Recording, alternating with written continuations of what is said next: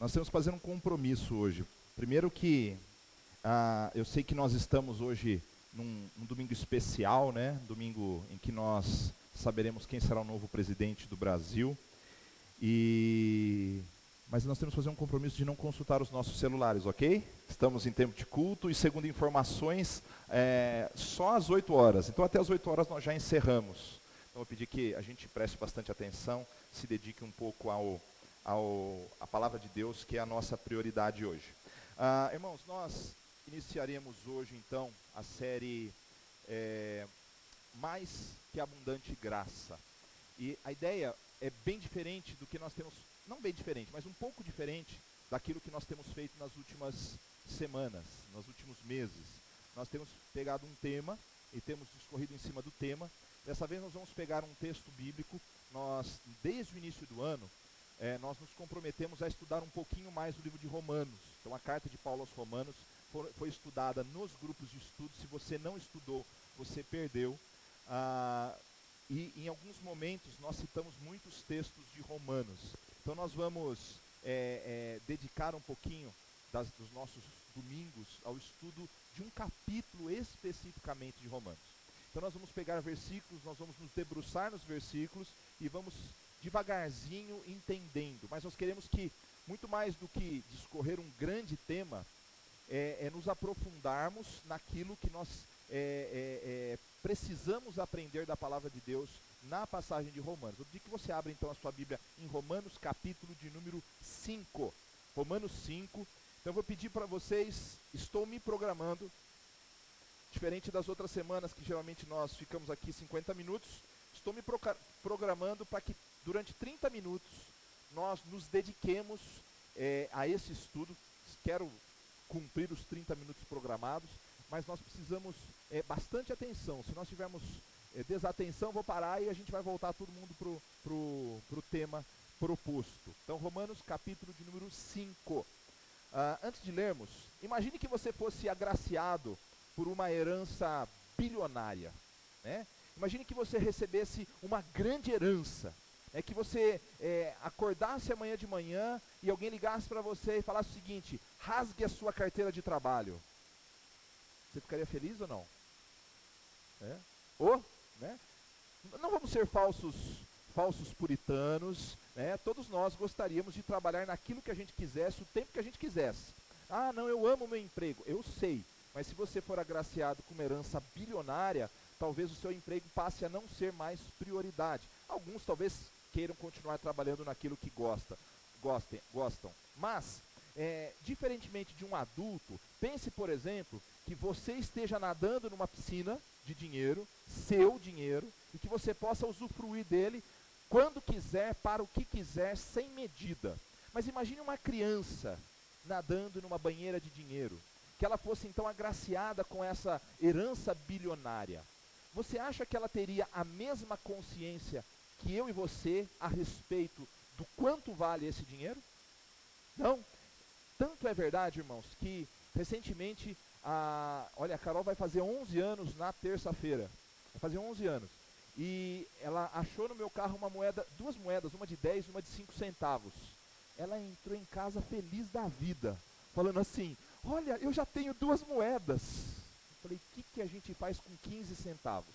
Nada, mas ela tem 11 anos e ela não tem noção ainda do montante que significa 100 mil, 1 milhão. É lógico que às vezes ela pede uma coisa absurdamente cara e às vezes ela valoriza uma coisa insignificante para mim e para você que somos adultos. A mesma coisa ocorre quando nós comparamos a nossa vida comum com a herança que Deus nos dá. Aí a idade independe, porque muitas vezes nós como adultos não conseguimos entender o tamanho da herança que Deus nos reservou, o tamanho da promessa que Deus nos deu. Nós não conseguimos entender a plenitude dos planos de Deus para nós, e parece que nós insistimos numa estatura de fé diferente da realidade que nós vivemos, porque nós às vezes aparentamos adultos, mas na prática nós não entendemos a profundidade da graça de Deus, e nós vivemos parcialmente aquilo que Deus tem preparado para nós. Pessoas maduras sabem lidar, teoricamente, com o dinheiro. E pessoas maduras na fé conseguem entender que aquilo que sabem é um grão no oceano da graça de Deus.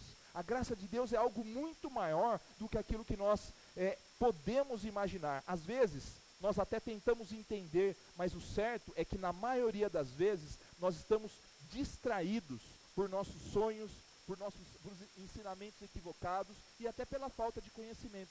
Então, pense o seguinte, eu estou dizendo para você que a graça de Deus, ela é infinitamente maior do que a sua mente e a minha mente conseguem imaginar.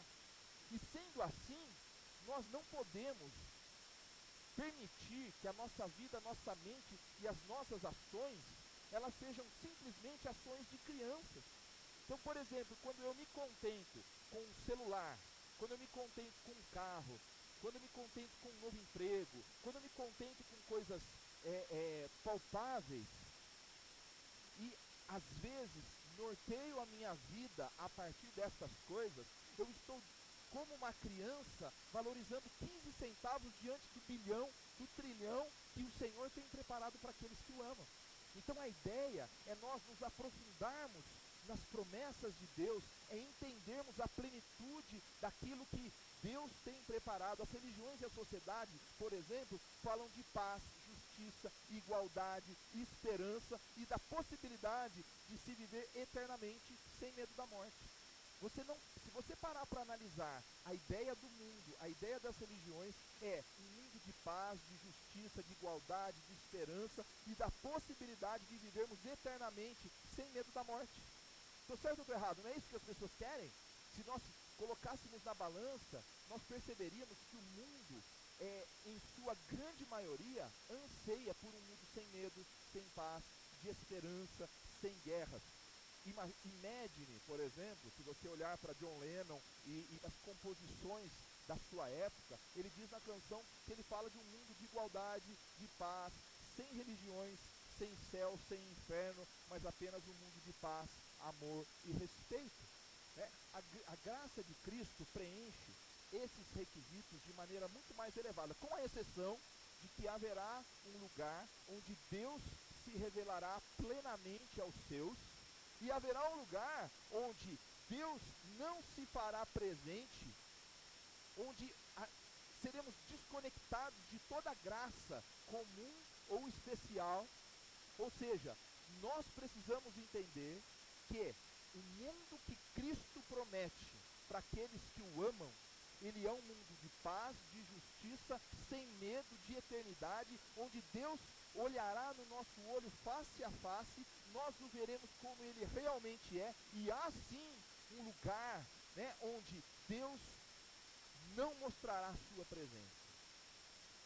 De uma maneira comum, estamos falando de céu e de inferno.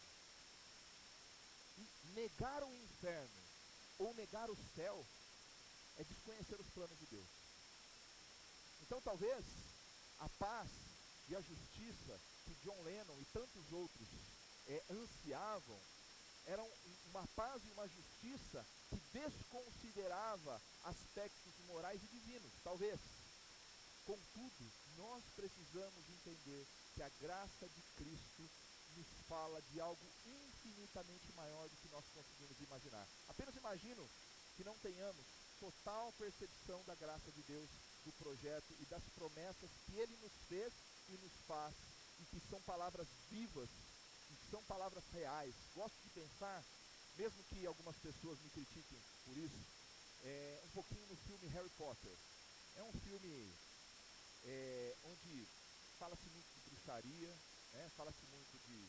Eu sei que tem um cabra aqui que é apaixonado por Harry Potter, desde que ele era pequenininho, ele cresceu junto com o Harry, não é, Rafa? Cresceu junto com o Harry, e tem uma coisa no filme que me faz fazer uma analogia com a palavra de Deus, e que a gente às vezes desconsidera. Você olha, por exemplo, os livros que estão vivos, os quadros que estão vivos no filme, já viram isso?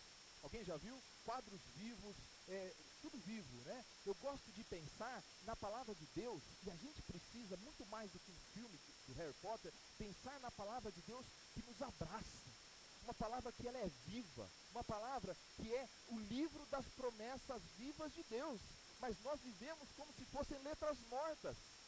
Nós precisamos pensar na palavra como algo que nos envolve, como algo que nos contamina, algo que nos abraça, que nos exorta, que nos chacoalha. A palavra de Deus, segundo ela própria, em Hebreus 4:12 diz o seguinte, vamos ler juntos ali? Porque a palavra de Deus é viva e eficaz, e mais penetrante do que a espada alguma de dois gumes, e penetra até a divisão da alma e do espírito, e das juntas e medulas, e é apta para discernir os pensamentos e intenções do coração. Então nós precisamos entender a palavra de Deus como o livro das promessas, o livro que nos abraça, o livro no qual nós conseguimos desvendar diariamente porções maravilhosas. Nós descascamos esse livro como sendo cada vez mais importante para nós.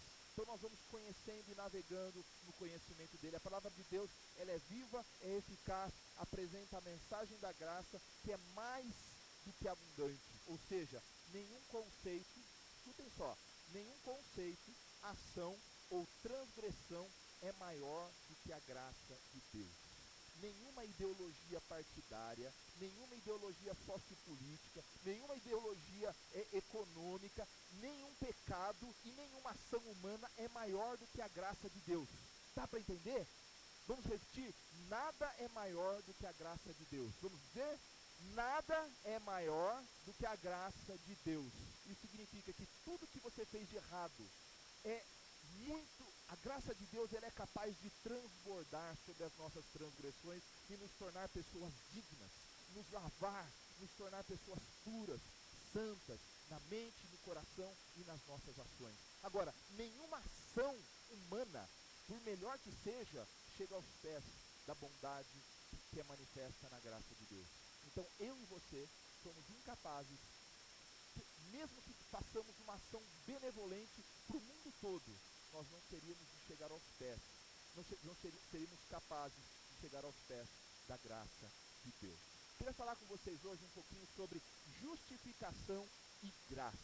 Então, nós vamos nos debruçar apenas nos 2 primeiros versículos e vamos ler os 2 versículos e depois nós vamos gradativamente desvendando um pouquinho dos mistérios ali contidos. Então, Romanos 5, 1 e 2. Portanto, justificados pela fé, temos paz com Deus por meio de nosso Senhor Jesus Cristo, por intermédio de quem obtivemos também acesso pela fé a esta graça, na qual estamos firmes e nos gloriamos na esperança da glória de Deus. Primeira coisa, irmãos, justificação. E talvez você que é teólogo, aí você vai falar assim, puxa, o Lucas vai simplificar as coisas. Na verdade, eu quero mastigar o conceito da justificação para que você só engula, desculpe a porquice, né? Mas na verdade, o papel do teólogo, do pregador, do professor é mastigar para que nós consigamos digerir com mais facilidade. Então, no dia a dia, essa palavra, ela pode nos levar a 2 direções pelo menos, tá? As mais comuns. Justificação como ação, ou seja, apresentação de provas e razões que justificam um determinado ato ou teoria, muito parecida com a ideia de justificativa. Então, se você pegar alguns dicionários, você vai ver essa definição dizendo a justificação para o delito se deu mediante razões, provas e tal e tal. Então, uma ação de justificação. E nós temos a justificação como resultado, ou seja, dando a ideia de reabilitação e absolvição. Recebeu a promessa de justificação do seu delito ou do seu nome. Então, são conceitos, né, que nos dão a ideia de uma ação de apresentação de provas e um resultado que seria a reabilitação ou a absolvição para algum delito. Então, quando nós falamos que nós somos justificados pela fé, nós estamos entendendo o seguinte, que biblicamente o termo tem a tendência de alcançar mais o segundo desdobramento, como sendo um resultado. Mas a ideia, tanto de um quanto de outro, é válido para a ideia bíblica de justificação. Ou seja, nós temos um advogado que é Deus junto ao Pai, que ele então, se a gente fizer uma analogia jurídica, ele nos ajuda na apresentação de provas, né? E ao mesmo tempo ele nos absolve. Então nós somos justificados por quê? Por meio da fé. Não podemos desconsiderar o principal ponto a respeito de nossa vida com Deus. Nós somos justificados, nós somos declarados justos, nós somos absolvidos por nosso advogado que é Cristo Jesus por meio da fé. E o que é fé? A Bíblia diz que porque pela graça sois salvos por meio da fé. E isso é dom de Deus. Tanto a graça é um dom de Deus, quanto a fé é um dom de Deus. Isso significa que eu e você não temos papel fundamental na nossa salvação. Isso significa que Deus nos concedeu a bênção da salvação pela graça e nos deu a chave para abrirmos a porta da graça. Ou seja, a fé é a chave, a graça é a bênção. Então, Deus, ele é o autor da nossa salvação. O nosso papel é dizer sim. Então, nós somos justificados pela fé. Deus nos presenteia com a graça e com a fé. Uma das maiores distorções das religiões em toda a história é a ideia da autojustificação. Como se nós fôssemos capazes de, pelos nossos bons modos, alcançarmos a aprovação diante de Deus. Deixa eu me explicar um pouquinho melhor. Alguém gosta de fazer prova?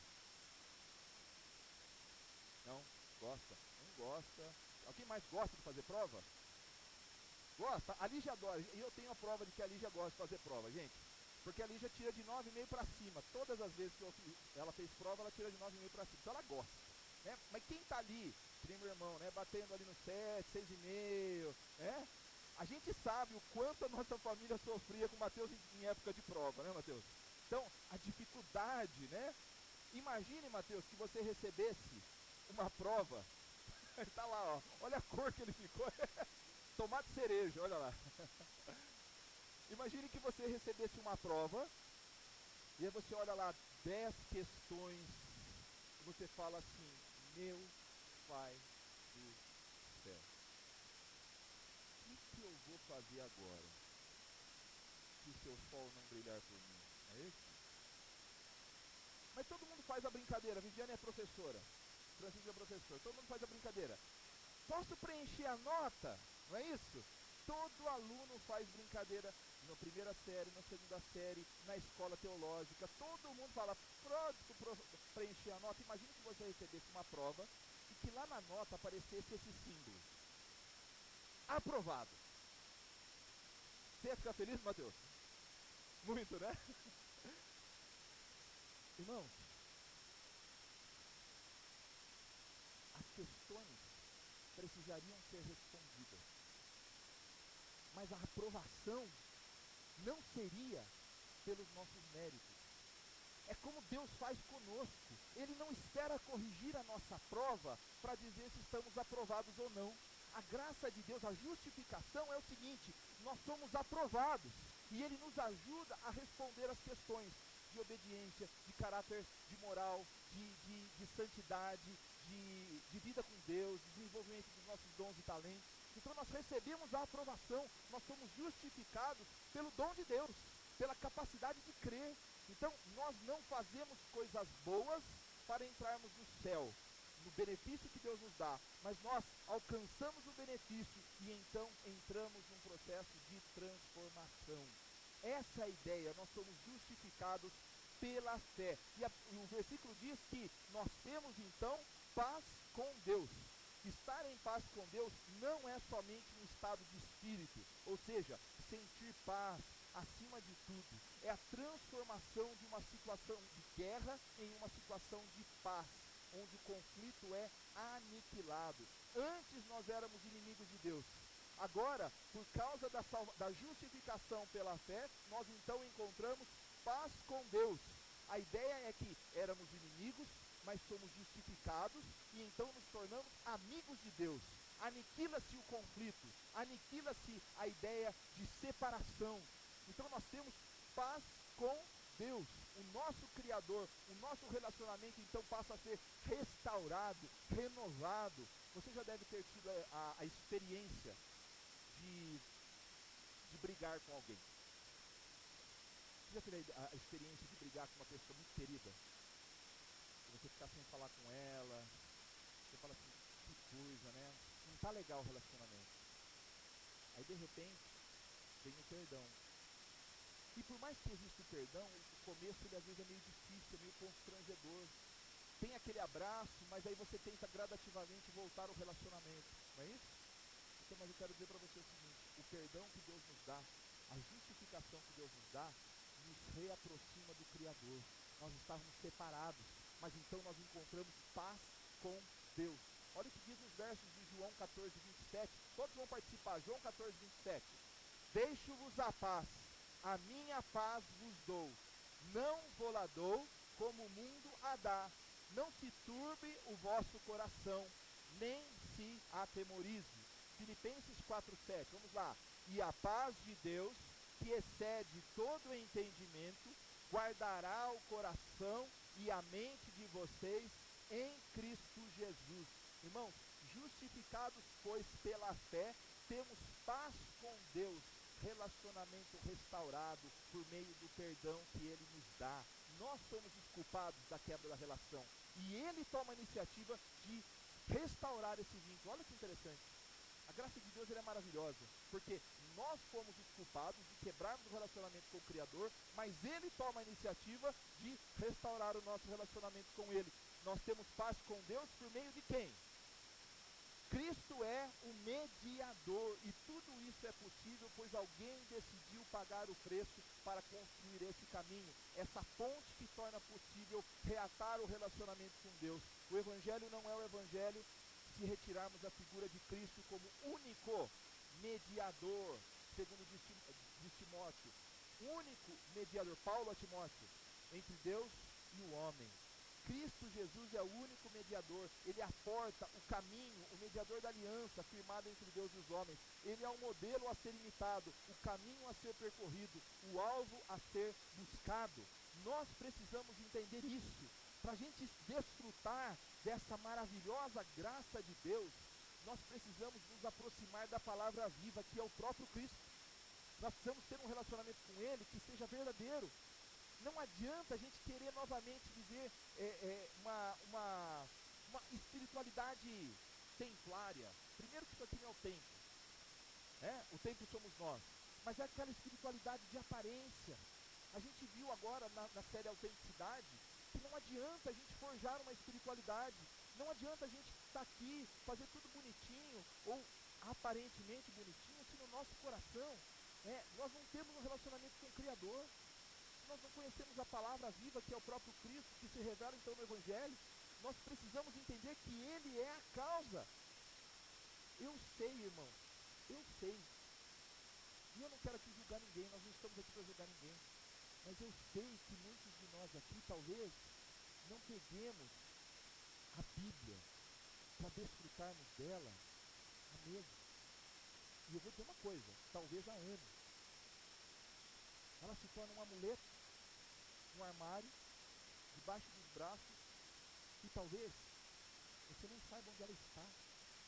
E se sabe, ela tem uma capa bonita, mas nós esquecemos que ela é infinitamente, ela é a manifestação visível da graça de Deus, e que precisa ser conhecida, explorada, e Cristo, Ele é a própria palavra de Deus. Ali nós conhecemos o mediador. É na palavra que conhecemos o mediador, que nós conhecemos o Evangelho realmente revelado numa pessoa. A Bíblia diz que Cristo é o primeiro e o último, o alfa e o ômega, o nosso advogado. Ele é a palavra encarnada. Cristo é tudo em todos. Cristo não é apenas um mestre, como dizem algumas religiões, um iluminado, nem um ser humano especial. Cristo e o Pai são um. Cristo, Ele e Deus são um. E olha só, Ele se tornou o único mediador, o único caminho ao Pai. Então, Deus se dá a nós na figura de Cristo, mas Cristo é o próprio Deus. Então, quando nós não conhecemos o Cristo na essência, nós deixamos de conhecer realmente Deus como Ele é, e não conseguimos, e desfrutamos dos 15 centavos, como disse no início da mensagem, e esquecemos que existe uma herança bilionária, infinita, que está reservada para aqueles que o amam. Mas para isso nós precisamos conhecer o mediador, que é Cristo. Então, justificados pela fé, Romanos 5:1 e 2, temos paz com Deus por meio do nosso Senhor Jesus Cristo. Então, não se esqueçam de um detalhe: o mediador, ele é o Senhor. Então, ele não é simplesmente o caminho, ele é o nosso mestre, o nosso guia, aquele que deve dar direção para as nossas ações, para os nossos pensamentos, transformando o nosso jeito de ser. E aí ele diz o seguinte: por intermédio de quem obtivemos também acesso pela fé. Irmãos, nós temos livre acesso à graça por meio da fé, por causa da obra de Cristo. A graça é um favor, um presente, uma dádiva que não deveríamos ganhar, mas ganhamos devido ao grande amor de Deus por nós. Alcançamos então essa graça quando usamos a chave que Deus nos deu, a fé. Ele nos capacitou para crer. Então, imagine que aqui está um presente e aqui está uma chave para você encontrar o presente. A graça é o presente, foi Deus quem deu. A chave é a fé, foi Deus quem deu. A gente só precisa dizer: sim, eu quero conhecer e desfrutar do presente. E para atravessar essa porta, sabe quem é a porta no Evangelho? Jesus é a porta. Então, nós precisamos conhecer o mediador, nós temos a chave, nós temos o presente, nós precisamos desfrutar dessa grande promessa que Deus nos dá, de termos algo infinitamente maior do que nós conseguimos imaginar. Efésios 3:10-12 diz: a intenção dessa graça era que agora, mediante a igreja, a multiforme sabedoria de Deus se tornasse conhecida dos poderes e autoridades nas regiões celestiais, de acordo com o seu eterno plano que ele realizou em Cristo Jesus, nosso Senhor, por intermédio de quem temos livre acesso a Deus em confiança pela fé nele.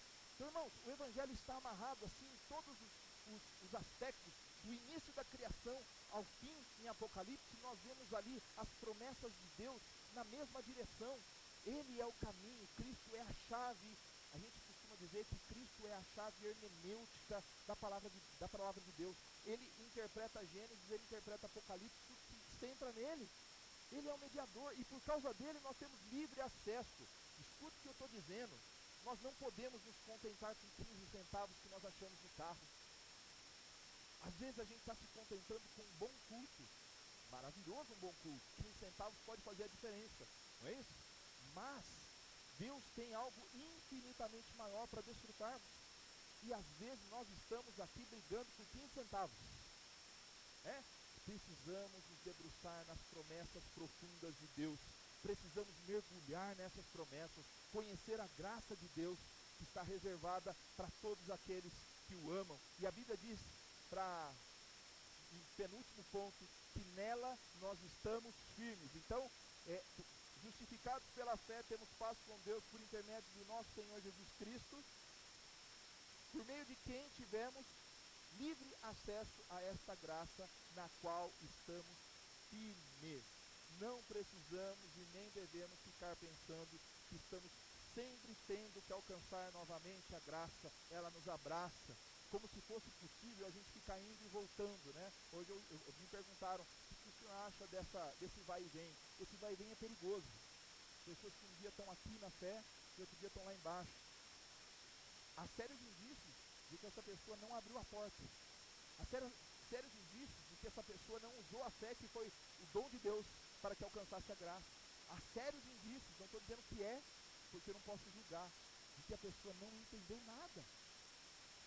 Irmãos, na graça nós estamos firmes, ela nos abraça e podemos confiar que quando o nosso coração está voltado para as coisas de Deus, mesmo que haja falhas na nossa jornada, mesmo que tropecemos em algumas coisas, mesmo que em alguns momentos estejamos desanimados, Ele nos sustenta, a graça de Deus nos sustenta. Arrependimento e mudança de vida são fundamentais quando estamos em Cristo. E precisamos nos lembrar que mesmo aprovados, não estamos prontos.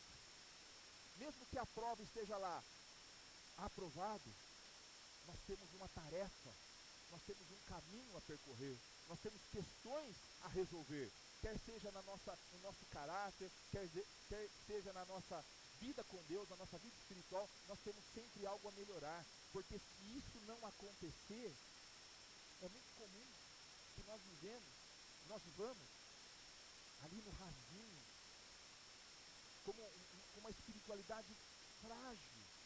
E o pior, não é aquilo que nós perdemos às vezes, é o quanto nós prejudicamos as pessoas de encontrarem Cristo por atitudes infantis que nós temos como cristãos. Então, às vezes o problema não é só, não, mas eu estou salvo, né? Mas o quanto nós temos prejudicado as pessoas por atitudes infantis, o quanto nós temos prejudicado pessoas por atitudes imaturas. Então, irmãos, nós precisamos esquecer as coisas de menino, como nós ouvimos no retiro, e nos aprofundarmos naquilo que realmente é relevante. Deus diz que nós estamos seguros na graça de Deus. Isso implica um processo, então, de transformação e purificação, lavagem dos nossos pecados, e estamos firmes. E quando nós estamos firmes, não significa estarmos conformados ou relaxados. Aceitar a Cristo é tê-lo como modelo e aceitar um projeto de vida.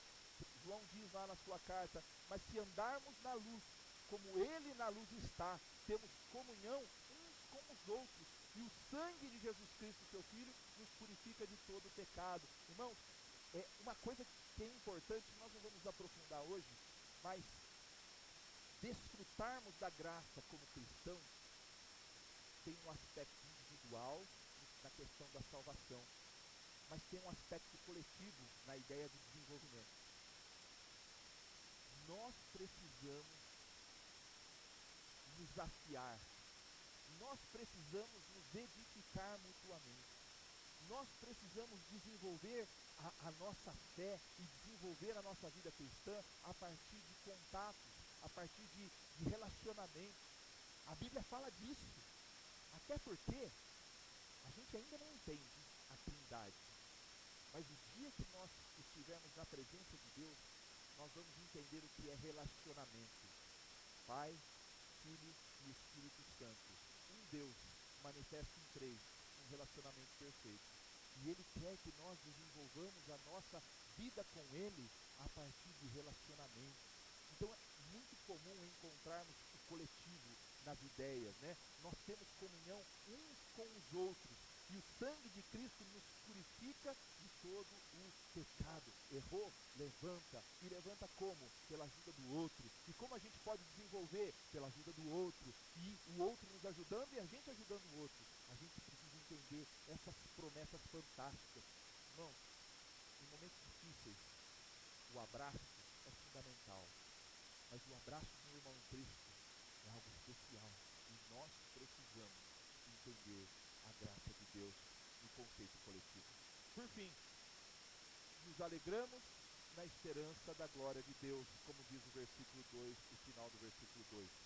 Toda corrida, toda competição esportiva se assimila e termina com o vencedor. E o vencedor tem uma coroação. Glória tem a ver com recompensa, com coroação, reconhecimento da vitória. Quando nós somos justificados pela fé em Cristo e temos acesso à graça de Deus e nela estamos firmes, no fim da jornada nós temos a glória, a recompensa que nos dará paz, alegria e plenitude jamais alcançada nesta vida. Escutem só, quando nós alcançamos a graça de Deus pela fé que Deus nos deu, com Cristo sendo nosso mediador, nós temos paz com Ele, livre acesso, estamos seguros e nós temos a certeza de uma recompensa, de uma glória que está reservada, onde a paz, a alegria e a plenitude nunca foram vividas nessa terra. Mas hoje nós temos uma antevisão parcial, limitada. Paulo diz que hoje nós vemos em parte, mas um dia nós veremos face a face. E nós precisamos é desenvolver essa certeza. Vamos ver os versículos de 1 Coríntios 2,9. Nem olhos viram, nem ouvidos ouviram, nem jamais penetrou no coração do homem o que Deus tem preparado para aqueles que o amam. Amém. Graças a Deus por isso. Então, nós vimos 2 versículos que carregam muita profundidade. Hoje nós falamos um pouquinho. Hoje nós aprofundamos apenas um pouquinho. Nós poderíamos falar de tantas outras coisas que os próprios 2 versículos apresentam. Nós poderíamos discorrer sobre outras coisas, mas para a gente refletir. Pensa só. Precisamos mergulhar nas promessas de Deus, conhecendo a sua mais do que abundante graça. Deus tem preparado para nós coisas infinitamente maiores do que nós podemos imaginar. Dentre elas, estamos falando de alegria e paz, coisa que a humanidade busca, e vou dizer uma coisa para você, não encontra. E quando encontra, é parcial. Estamos falando de um amor incomparável, incondicional, que a humanidade busca e não encontra. Quando encontra, encontra em partes. Estou falando de uma herança incorruptível. Quando eu falo incorruptível, eu não sei se a gente estava falando de uma pessoa que conhecemos, que tem muito dinheiro, mas a morte vai levá-la, assim como vai levar a mim, vai levar você. Essa herança, além de ser corruptível, porque é material, ela é inalcançável, porque ela não é eterna. Nós estamos falando que a promessa da graça de Deus nos fala de uma herança incorruptível. Nada será capaz de destruir tudo aquilo que Deus tem preparado para aqueles que o amam. Mas para tudo isso, precisamos aprender a lançar o nosso coração e a nossa vida nas mãos do Senhor. Precisamos perder o controle das nossas vidas. Como assim? Eu preciso ter o controle. Não. Nós precisamos perder o controle. Mas como assim? Ser descontrolado? Não. Entregando a direção das nossas vidas na mão daquele que é capaz de dirigi-la com propriedade e com visão da eternidade. O rei abriu mão da sua glória e fez uma aliança conosco. E essa aliança firmada no sangue.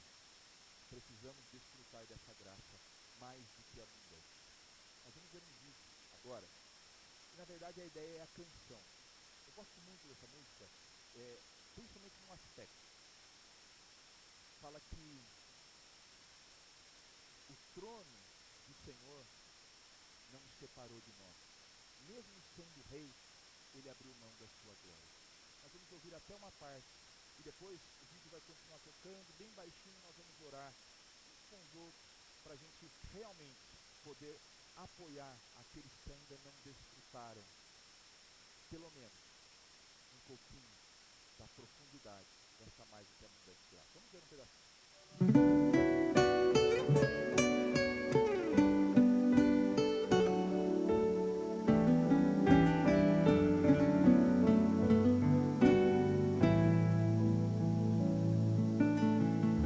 Somos o teu sangue fez assim.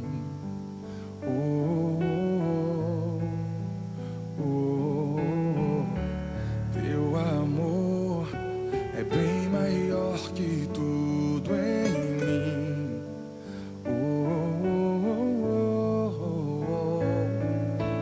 Ao descer ao mundo sem a sua glória, me abraçou tão forte, oh meu Jesus. E ao voltar pro céu fez da nossa história aliança com preço de cruz, comunhão de graça e de luz. És o Rei da glória, teu trono não te separou.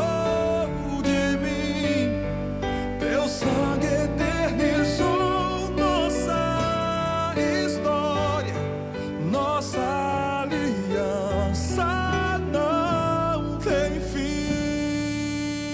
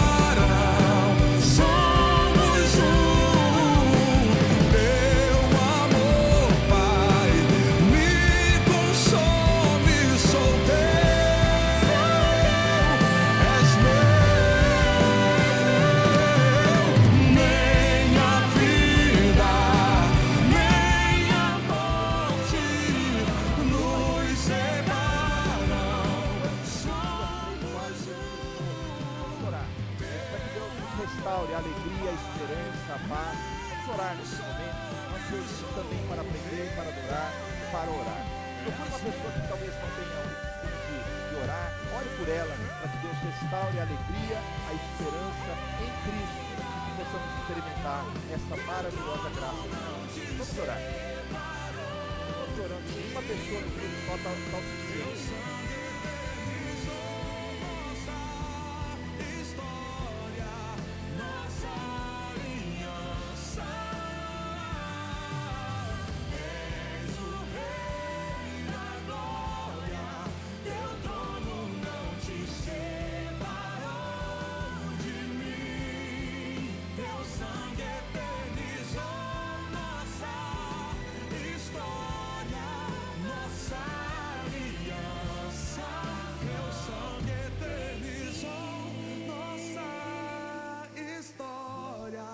Nossa aliança não tem fim.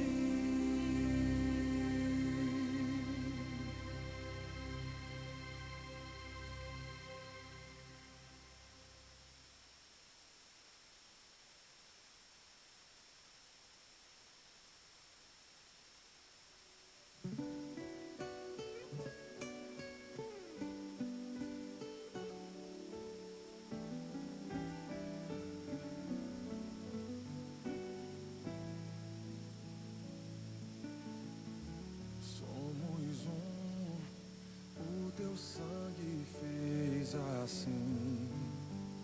Oh, oh, oh, teu amor é bem maior que tudo em mim. Oh, oh, oh, ao descer ao mundo sem a sua glória, me abraçou tão forte, oh meu Jesus. E ao voltar pro céu fez da nossa história aliança com preço de cruz, comunhão de graça e de luz. És o Rei da glória, teu trono não te separou. Porque reconhecemos, ó Pai, que muitas vezes agimos com conhecimento parcial da Tua graça. Isso é comum em todos nós, ó Pai. Nós estamos num processo de conhecimento, Senhor. Mas não permita, Senhor, que fiquemos apenas olhando de fora. Ensina-nos, Senhor, a aprofundarmos o conhecimento do Senhor. Ensina-nos, Senhor, a usarmos os dons, os presentes, as ferramentas que o Senhor nos concedeu por amor, para que possamos realmente desfrutar desse relacionamento profundo contigo. Obrigado, Senhor, porque abriu mão do seu Filho Jesus. E obrigado pela grande obra que Ele manifestou naquela cruz. Que nós possamos desenvolver esse conhecimento, ó Pai, da Tua Palavra, que nós possamos desenvolver um relacionamento contigo. Ajuda-nos, Senhor, restaura a esperança, a alegria e a paz. Que nós possamos entender dia após dia, não agindo mais como meninos, que o nosso tempo de vida cristã não seja um motivo para nos acomodarmos no nosso crescimento. Pai, ensina-nos dia após dia. Queremos desfrutar desse relacionamento, dessa comunhão. Queremos desfrutar de tudo que o Senhor tem preparado para nós. Dá-nos humildade, dá-nos força, garra, disposição, para que possamos viver na intensidade que esse relacionamento pede, ó Pai. Obrigado pela Tua misericórdia, pela Tua graça e pelo perdão dos nossos pecados. Oramos em Cristo Jesus. Amém e amém.